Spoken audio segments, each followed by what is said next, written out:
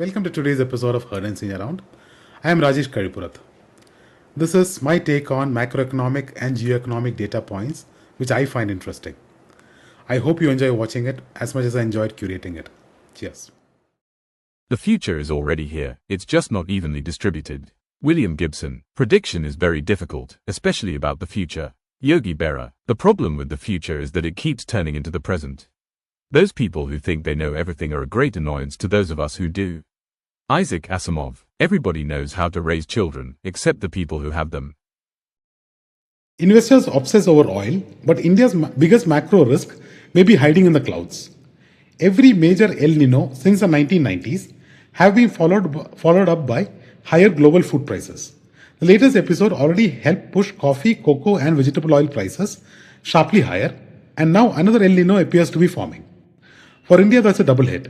A weaker monsoon can hurt kharif crop output, hydroelectric generation and rural incomes, while higher global food prices raise the cost of imports of things such as edible oils.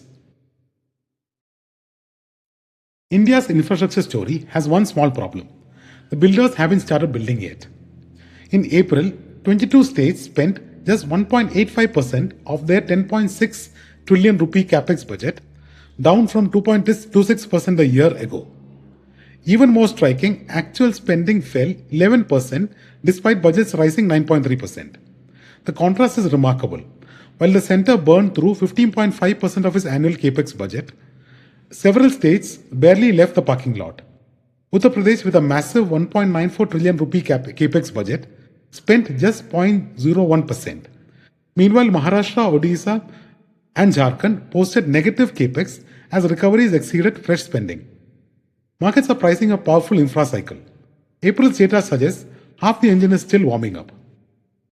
India's IT industry spent two decades growing from 2 lakh employees to 6 million employees, becoming one of the country's greatest economic success stories.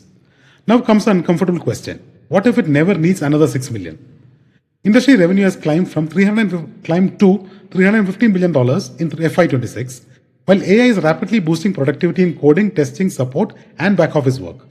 When TCS suggests future growth may not require proportional hiring, it's hinting at a profound shift from scaling headcount to scaling intelligence.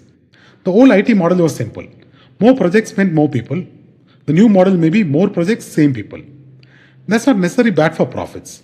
But for a country where the IT sector has been a massive creator of middle-class jobs, it's a reminder that the AI revolution is as much a labor story as a technology story. In 1991, India had barely 15 days of import cover and just $4 billion of FX reserves. Today, it sits on roughly $690 billion, enough to cover 10 to 11 months of imports. That's the difference between living paycheck to paycheck and having a very healthy emergency fund. But here's the interesting part. Most of India's past currency crises came from a dangerous combination of large current account deficits and weak capital flows.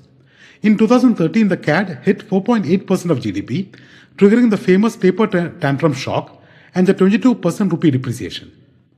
Fast forward to 2026, the CAD is manageable at 1% of GDP, reserves are near record highs, but capital inflows have slowed sharply and the BOP has fallen into deficit territory. This isn't a crisis, it's a reminder. While everyone watches stock markets, a quieter bull market is unfolding inside India's banking system.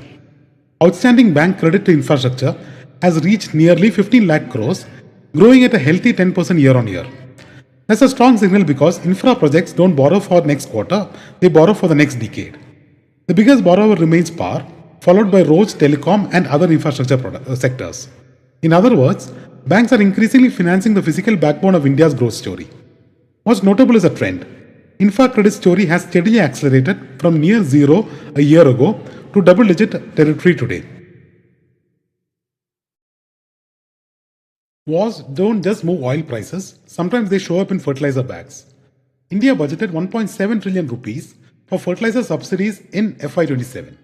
The latest estimates a staggering 3.4 trillion rupees, double the original allocation and well above the previous record of 2.5 trillion rupees during the Russia-Ukraine shock.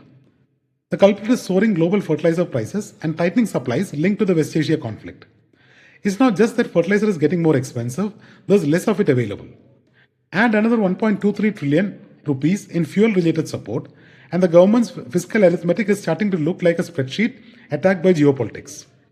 The irony is that one of India's biggest budget risks this year may not come from the stock markets, bond markets, or tariffs. It may come from what farmers spread on their fields.